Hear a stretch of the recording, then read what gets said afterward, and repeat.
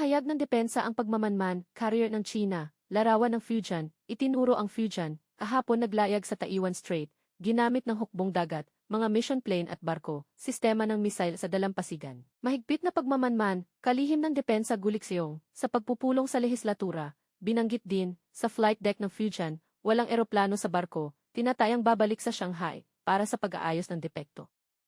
Huwag mag-alala inang bayan, huwag mag-alala mga mahal sa buhay, para sa tagumpay magpapatuloy akong matapang.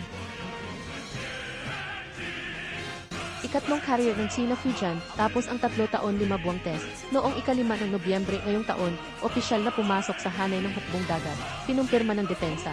Noong ika-16 na, unang dumaan sa kipot ng Taiwan. Unang inilabas ang litrato sa himpapawid, mahigpit na minonitor ng militar mula sa himpapawid. Sa masusing pagtingin sa flight deck walang sakay na kahit isang eroplanong pandagat. Tinatayang babalik ang Fujian sa Isla Changxing sa Shanghai ang paggawaan ng barko para sa karagdagang pag-ayos.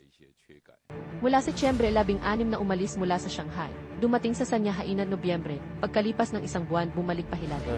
Gayunman upang tugunan ang posibleng senaryo ng biglaang pag-atake, iniharap ang desentralisadong operasyon, pinahihintulutan ang mga unit, kapag inatake at naputol ang utos kikilos agad walang utos. Kapag may biglaang pag-atake, kailangang ayon sa sitwasyong biglaan, kung paano tutugon, sahan po ang exercise, ganito rin ang isinasanay. Upang ganap na makamit ang desentralisasyon, ang pinakamahalagang susi ay ang aming combat manual. Sa puntong ito kailangang tukuyin kung sa anong sitwasyon.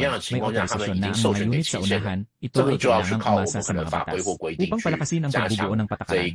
Bukod dito Carrier Leonin, eroplano V-15, kamakailan 2 beses laban sa Japan, nagradar lock, umaalog sa Indo-Pasipiko, agad kumilos ang Amerika Serikat, mekanismo seguridad Amerika at Japan.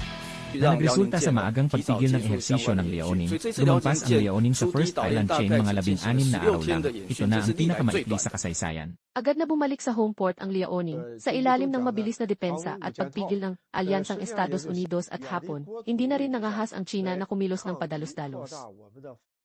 Gusto mo ba ang content namin? Mag-subscribe at i-follow na ang Liho TV.